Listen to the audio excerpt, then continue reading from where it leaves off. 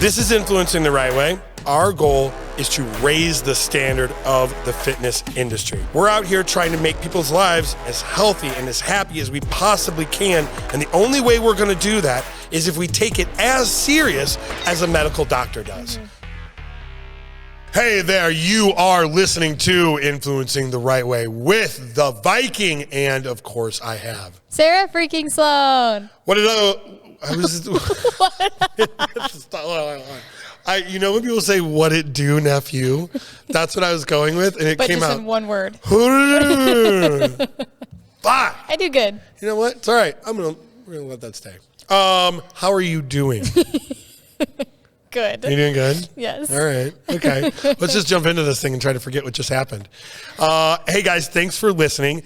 If you like what you're hearing on the podcast, please share this. We are on Spotify, YouTube, Apple Music. We're on all the cool kids are. Where all the cool kids are. So whichever one you use, please share with a friend. It would mean a lot to us, and we are trying to raise the standard of the fitness industry. And I would like to be able to be heard by more people so they can raise the standard of the fitness industry. Mm-hmm. All right, what do we got today? All right, today we are talking about principles and policies and practices. Oh man, the 3 Ps. The 3 Ps. PPP. Yes. This is actually something that really had a dramatic effect on our business. So, being able to really understand the difference between all three of them, how you teach them, when is the right time and when is the wrong time, and there's a lot of like nuance to it. So, you know what? I'm going to let you start it off. So you have principles, practices, and policies. Let's do a very general overview of like what is the difference between the three. Yes. We'll start with policies because I feel like that's what most people are familiar with. Policies would be like at work, you know how you sign policies that you'll abide by as an employee, or like when you terms and policies of anything that you're doing online. Yeah. It's just like literally legal, straightforward fact, like don't do this, do this. This is an action that you have to take. This is an action you can't take. Policy is a rule. A rule. Got it. Yes. Yeah. And you can, if you break the rule, that's bad. Got it. There's some sort of consequence for it, no matter what. Or I guess a policy is just like, hey, you can't do this, right? You can't get on the plane because at 30 minutes, you're not allowed on the tarmac. The biggest thing with policies is there's zero exception. Yes. You either broke it, you didn't, you abided by it, you didn't. That's it. Which you do have to have in some cases, right? Like the legal system. Yeah, like the murder is a law, right? I would like to say it's a pretty good policy to keep. Yeah, I like that one. Yeah, no murders. Yes. A principle would be like a moral way of doing something that helps you stay within like certain guidelines of life. Yes. So you could take a principle and apply it to different actions that you take. And it could be the same principle. Like I have the principle of being honest. And so instead of a policy of work saying, hey, you cannot tell lies. If I put you on a lie detector and you lie, out of here. Yep. The principle would just be like, hey, I'm an honest person, which means that I stick to my word. I always tell the truth. I tell someone when someone else maybe might be lying. Yep. Stuff like that. I don't think way of living. I don't think it's always this way, but I do view it this way in my head. Is like the policy is what you can't do, and the principle is like what you should do. It's the like this is the action you should take in these situations, but there is more flexibility and variability with it. I also like to think it just is like what comes to my mind is like he's a principled man. He lives by principles, right? And it's like that like older, rugged guy who's like, if something breaks in his house, like he's gonna fix it. You know what I mean? He's principled. Yeah. I think within a company, the principles really reflect like your core values, the way you treat your customers, the way you treat each other within the company. Yeah. And those can create certain policies that you have. In this circumstance, we would call them practices. Yep. So what is a practice then? So a practice would be certain actions that you can take that fall within the principle that you set place, the morals that you have as a human. Yes. So breaking them down. So a principle is going to be, like you said, I'm an honest person. I live by this principle of honesty. So then you show up late to work, right? And it's like, I'm just being honest with you guys. I overslept. It was a terrible thing. I'm really sorry about it. It won't happen again. You know, you could just be like, oh, the dog ate my breakfast. Why did we both go to the dog? Dog ate my homework. My car shut down. Or, yeah, whatever. Instead of making an excuse, just be honest with what you messed up, and then, you know, have the consequences of whatever that thing is, and then get better and don't do it again. There you go. Okay. Principles, policies, practices. Where I had read about this, and like it came to me as like I was kind of like thinking about this, was there's a really good book, and it is called Customer Satisfaction is Worthless, Customer Obsession, Customer Loyalty is Priceless. This book is phenomenal. But if you think about it, where they're coming from is like, hey, we have a policy of no returns. Can't do that, right? And we've all been in that situation where like something is wrong with the product or like whatever. You want to return it, or you just want to like exchange it. A lot of gyms will have like you sign a contract for a certain length of 6 months personal training that you have, and sorry, it's our policy. You signed up for having a 6-month training program. Exactly. Sorry, can't do anything. Yeah, it's that thing saying I can't do anything, right? Because there's this rule. So what that is like in the short run, you're keeping your company from having to like pay money for things or lose money on certain activities or situations.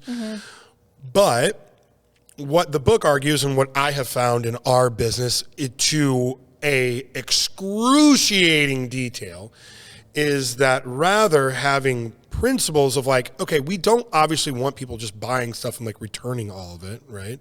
But there are situations where like somebody gets something and it just genuinely was not right for them. It hurts their stomach. They can't take it. They don't feel good on it. They get lightheaded. Say the training program, they like can't afford it and they need money to like put food on their table or something. Whatever the right thing to do would be, let's cut it off to make sure you can feed your family.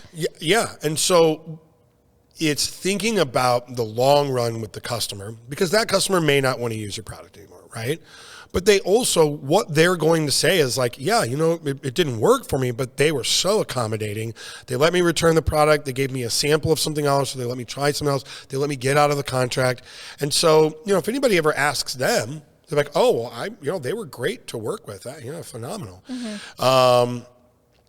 The reason it's a shift for organizations, let's say as a whole, is that a policy is easy because it's just a one sentence. Cookie cutter. We don't take returns. Black and white. You're done, right? So that's very easy to train people on. You can measurably see how like allowing more flexibility is going to help with customer retention and allow to have a better relationship with your customers. The problem is really about you have to be able to train people on how to live by principle.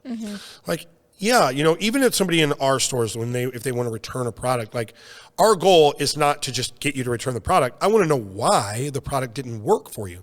Maybe you were just taking it wrong, right? Let's dive in. Let's ask some questions. But I also want you to know that no matter what, like you're going to get taken care of. Like you're not going to leave here angry. If you want to return it, we're going to get this thing returned. The principle is like, no matter what, you take care of the customer. Absolutely. But also, the principle then means if they aren't taking something because they don't like it or it hurts their stomach or whatever it might be, me being a principal person of making sure you're taken care of, I want to get down to the bottom of it so we can still solve whatever problem you were trying to solve with purchasing the product. Absolutely. Just maybe in a different avenue. Yeah. And that is what really is the difference between like having employees and then creating what I call a team, right? The team is different because you have to work together. You have a common goal. And to do that, you have to have flexibility. You got to learn. You got to be able to work by principle rather than by policy. And if you are a coach or you train people or you employ people and you need to train them at work, from what I've seen after implementing this, after us going through it, the principles create like autonomy for the customer or like your employees to like make their own decision, which then just creates them to replicate that or be like very confident in what they're doing. And it just creates them to be their own leader. The policy creates frustration because there's no back and forth. You either did something wrong or right, and that lack of autonomy creates frustration no matter who you are and what you're doing. So like I always think it comes back to like thinking long term and not short term. But like at our company, there is a lot of times where teaching people principles have actually bit me in the ass insofar as it allows people, right, to be little leaders. They're autonomous. They don't have to come back to me to ask if something is okay. They can make that decision. But a lot of times they make a wrong decision. And it costs money, it costs time, it burns something. It's just not, it ends up not being good. But what it allows people to do is to learn from those mistakes. And so when the mistake is small right now and it costs me $1,000, well, that person knows that. And in 5 years from now, when it's $100,000, they're going to know not to make that mistake. And so that idea of autonomy, really what we mean by that is like, you have more decision makers on your team, and more decision makers are what you want. And, I like thinking about like this. We talk a lot about core values. And so what is the difference between core values and principles and all these other things? And this really helped me identify it. So core values, that is who gets into your company. You have to be the kind of person that lives by these core values. That defines who's going to be on my team. Our purpose, right? So for us, it's to get people results. That identifies why we're all getting together. Why are we in this room working together on one common goal? That's the why, right? The deep underlying why. Our vision, where we want to get, that's where we want to go. So I have who, why, where we're going, and the principles are how we do it. So this is like the tactical things of what we decide on a day-to-day basis. And if we know who's on the team, if we know why we're doing it, we know where we're going, the principles guide us on all the little actions that we take to stay in that bound so we can get to where we want to go. Beautifully said. I think that was pretty fucking good. I'm not going to lie. That was really good. Okay. That was today's podcast.